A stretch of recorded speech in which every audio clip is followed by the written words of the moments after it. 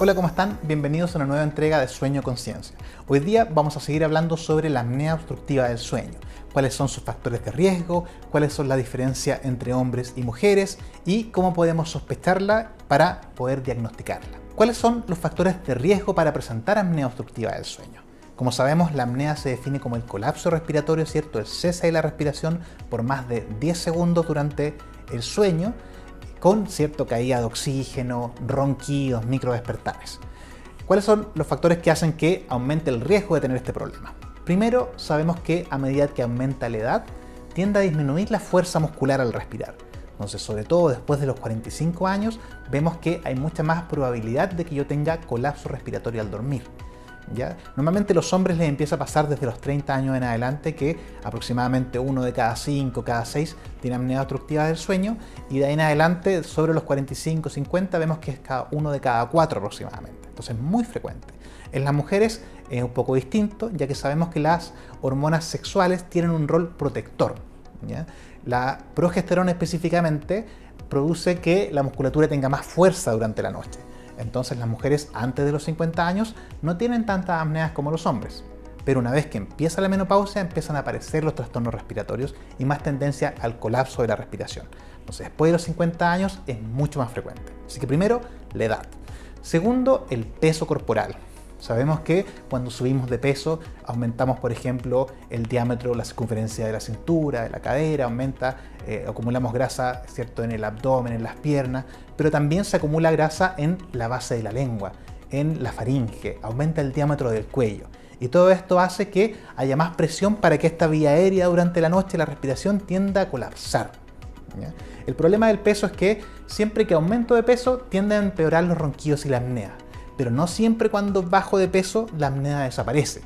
Se ha visto que las personas que tienen una gran obesidad, por ejemplo 50, 60 kilos de sobrepeso, y tienen una baja muy significativa de un 90% de su sobrepeso, en algunos casos pueden quedar sin tratamiento para la apnea, pero no es lo más frecuente. Otro componente importante que aumenta el riesgo de ronquidos y apnea es el consumo de alcohol. El alcohol lo que hace es relajar la musculatura respiratoria y con eso, al estar durmiendo, va a haber un colapso mayor. Normalmente cuando consumimos alcohol uno se queda dormido un poco más rápido, pero la segunda mitad de la noche es muy mala en calidad, ¿ya? Y aparte de eso, vemos que aumenta el colapso respiratorio. Entonces se produce más ronquido y más apneas. Otro factor importante es la posición. ¿Ya? Si bien no todas las apneas dependen de la posición, sí suelen empeorar si es que uno está durmiendo de espaldas. Incluso hay apneas que solo se producen cuando estoy durmiendo de espaldas. Por lo que es importante, si es que esto me está pasando, que idealmente intente dormir de lado. Si es que una vez que se hace el diagnóstico encontramos que la apnea es 100% al dormir de espaldas, algunos de los tratamientos suelen ser buscar terapias para que la persona duerma de lado. ¿Ya? Algunas veces con algunos dispositivos que son un poco arcaicos que hacen que uno no se pueda poner de espaldas, como unas mochilas por ejemplo, y también existen algunos dispositivos que vibran cuando yo me pongo de espaldas y eso hace que con más facilidad me mantenga durmiendo de lado durante la noche. Otra cosa que puede empeorar los ronquidos y las apneas son los fármacos o sustancias que relajen la musculatura respiratoria. Esos son los medicamentos para dormir, sobre todo tipo clonazepam, y los medicamentos que producen relajación muscular. Si yo ocupo un relajante muscular en la noche porque estoy, por ejemplo, con un lumbago, es probable que ronque o tenga más apnea si es que ya tengo apnea obstructiva desde antes. Por último, otro factor muy importante es la genética. Si es que alguno de nuestros papás es roncador o tiene apnea obstructiva del sueño, es muy probable que yo también la tenga, porque compartimos algunos rasgos específicos anatómicos. La forma del mentón, la posición de los dientes, la forma del paladar, el tamaño de la lengua, de las amígdalas, todo eso puede influir en que yo tenga menos espacio para que entre el aire. Y muchos de esos rasgos se heredan de papá y mamá. Entonces, si mi papá es roncador y tiene apneas, lo más probable es que yo en los próximos años, sobre todo si subo de peso, presente apnea obstructiva del sueño. Sabiendo todo esto, ¿la apnea se presenta igual en todas las personas? No, la apnea tiene distintos fenotipos clínicos. ¿Qué significa esto? Que por ejemplo, en una persona joven los síntomas son distintos que en un adulto mayor. Los 4 fenotipos clásicos son, primero, el hombre joven, sobrepeso, que no tiene todavía ninguna enfermedad crónica. pero que está roncando, que está con somnolencia excesiva en el día. ¿Ya? Estas personas suelen tener hartas apneas durante la noche, pero no mucha caída de oxígeno. Entonces los síntomas no siempre son tan notorios durante el día, pero sí pueden presentar, como les decía, somnolencia.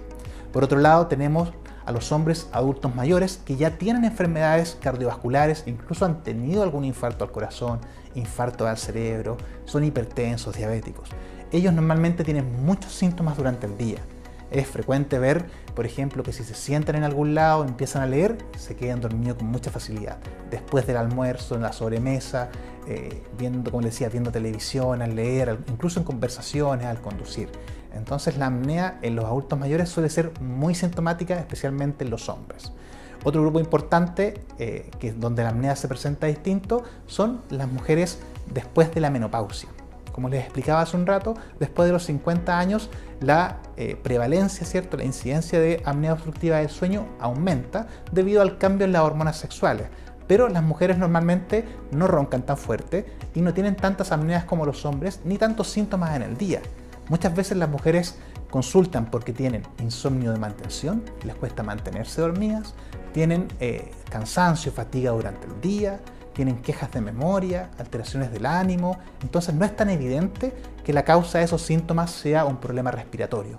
También las mujeres suelen tener más apneas en la segunda mitad de la noche. Entonces a esa hora no siempre hay buenos testigos que se den cuenta que la persona está teniendo problemas respiratorios. Entonces sí, las mujeres tienen, como les decía, insomnio de mantención, un sueño no reparador, cansancio en el día, problemas del ánimo, de memoria, vale la pena consultar sobre el sueño. El último grupo son los pacientes jóvenes, ¿cierto? Principalmente menores de 40, que roncan y en general no tienen síntomas durante el día. Ya esta es una consulta muy frecuente, que las parejas, por ejemplo, tienen 25, 30 años y ya están roncando durante la noche. Lo que vemos principalmente ahí suelen ser alteraciones anatómicas, que tienen que ver con la forma del paladar, el tipo de mordedura, la ubicación del mentón. Ya hay ciertas posiciones del mentón que hacen que uno tenga más riesgo de tener apnea obstructiva del sueño. Así que si estoy roncando, soy un hombre joven, inclusive con peso normal, tengo que pensar que probablemente sea un tema anatómico. Muchas veces ahí los tratamientos tienden a ser más cirugías que otro tipo de intervenciones. Esta fue la nueva entrega de Sueño Conciencia. Hoy día hablamos sobre la apnea obstructiva del sueño y sus factores de riesgo, cuándo sospechar que alguien tenga problemas de este tipo y cuáles son las diferencias entre hombres jóvenes, adultos mayores, mujeres y saber cómo encontrar el problema para poder tratarlo. Así que los invito a que me sigan en redes sociales @EduardoVázquezAlDía para aprender más sobre neurología y medicina del sueño.